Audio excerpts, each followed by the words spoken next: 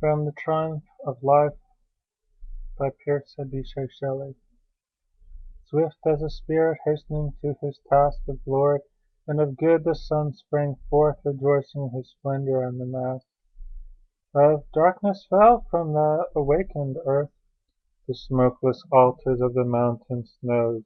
flamed above crimson clouds, and at the birth of light the ocean's horizon rose, to which the birds tempered their matin lay. All flowers and field or forest which unclosed their trembling eyelids to the kiss of day, swinging their censers in the element with hoary incense, lit by the new ray, burned slow and inconsumedly, and sent their odorous sighs up to the smiling air, and in succession dewed the continent, isle, ocean, and all things that in them wear the form and the character of mortal mold, rise as the sun their father rose to bear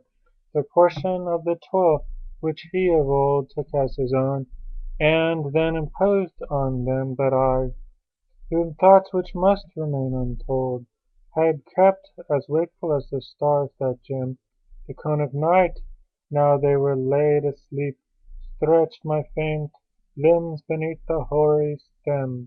which, as an old chestnut flung athwart the steep of a green Apennine, before me fled. The night behind me rose the day. The deep was at my feet, and the heaven above my head, when a strange trance came over my fancy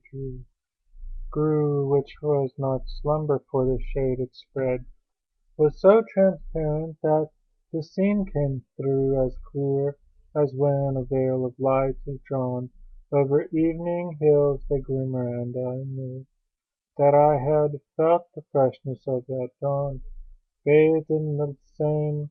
cold dew my brow and hair, and sated thus upon that slope of lawn. I knew the self-same bow, and heard as there the birds, the fountains, and the ocean hold sweet talk and music through the enamored air. And then a vision on my brain was rolled, as in that trance of wondrous thought I lay. This was the tenor of my waking dream. Methought I sate beside a public way, thick strewn with summer dust, and a great stream of people there were, still hurrying to and fro, numerous as gnats upon the evening gleam, all hastening onward, yet none seemed to know whither he went, or whence he came, or why. He made one of the multitude, and so was borne amid the crowd as through the sky, and one of the million leaves of summer's beer. Old age and youth, manhood and infancy, mixed in one mighty torrent, did appear, like some flying from the thing they feared, and some seeking the object of another's fear, and others as with steps towards the tomb, poured on the trodden worms that crawled beneath, and others mournfully within the gloom, and of their own shadow walked and called it death, and some fled from it as they were a ghost, half fainting in the affliction of vain breath, but more with motions which each other crossed, pursued, or shunned of the shadows the clouds threw, or birds within the noonday aether lost. Upon that path where flowers never grew, and weary with vain toil, and faint for thirst, heard not the fountains whose melodious dew out of their mossy cells forever burst, nor felt the breeze from which the forest told of grassy paths and woodlawns interspersed, with overarching elms and caverns cold, and violet banks where sweet dreams brewed. But they pursued their serious folly as of old, and as I gazed methought that in the way the throng grew wilder, and the woods of June, when the south wind shakes the extinguished day, and the cold glare intenser than the moon, but icy cold, obscured with blinding light. The sun, as he the stars, like the young moon, when on the sunlit limits of the night her white shell trembles amid crimson air, and whilst the sleeping tempest gathers might, doth as the herald of its coming bear the ghost of its dead mother, whose dim form bent in the dark ether from her infant's chair, so came a chariot on the silent storm of its own rushing splendor, and the shape so shaped within as one whom years deform. Beneath the dusky fading double cape,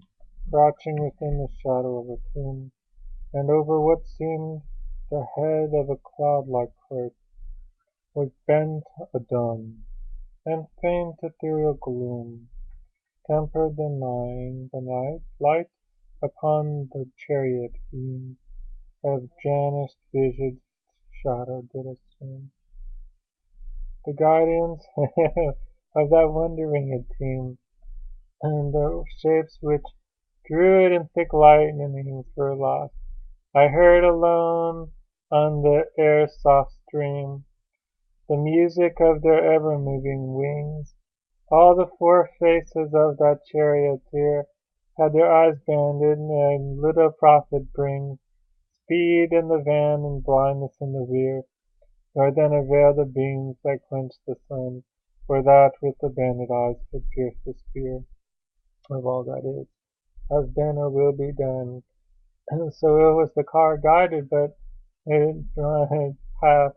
with the solemn speed majestically on. The crowd gave way, and I rose aghast, or seemed to rise, so mighty was the trance, and saw the clouds upon the thunder blast,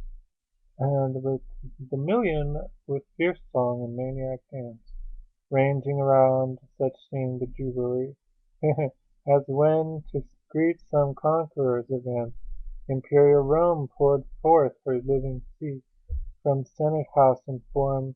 and theatre, when upon the free had bound a yoke which soon they stooped to bear, nor wanted here with just similitude of a triumphal pageant, for wherever the chariot rolled a captive multitude was driven, all those who had grown old in power of misery, who had their age subdued by action or by suffering, and whose hour was drained to its last stand in weal or woe, so that the trunk survived both fruit and flower. And all those whose frame or infamy must grow, until the great winter lay the form and name of this green earth with them forever low. But all but the sacred few, who could not tame their spirits to the conquerors, but as soon as they had touched the world with living flame, fled back like eagles to their native noon. For those who put aside the diadem of earthly thrones or gems were there, of Athens or Jerusalem, were there neither mid the mighty captives seen, nor mid the ribald crowd that followed them, nor those that went before fierce and obscene, the wild bands, madams in the van, and those who lead it fleet as the shadows on the green, outspeed the chariot, and without repose I mix with each other in tempestuous measure, a savage music wilder as it grows. They tortured by their agonizing pleasure convulsed, and on the rapid whirlwind spun of that fierce throat, whose unholy leisure was soothed by mischief since the world begun. Throw back their heads and loose their streaming hair, and in their dance round her who dims the sun? Maidens and youths fling their wild arms in air, then, as their feet twinkle, they recede, and now, bending with each other's atmosphere, kindle invisibly, and as they glow like moths, that the light attracted and repelled off to their bright destruction, come and go, till like two clouds on to the one veil impelled, that shake the mountains when their lightnings mingle, and in the and die in rain, the fiery band which held their nature snaps, while the shock still may tingle, one falls, and then another in the path, senseless, nor is the desolation single. Yet ere I can say where, the chariot hath passed over them. No other trace I find, but as of foam after the ocean's wrath is spent upon the desert shore. Behind, old men and women foully disarrayed shake their gray hairs in the insulting wind.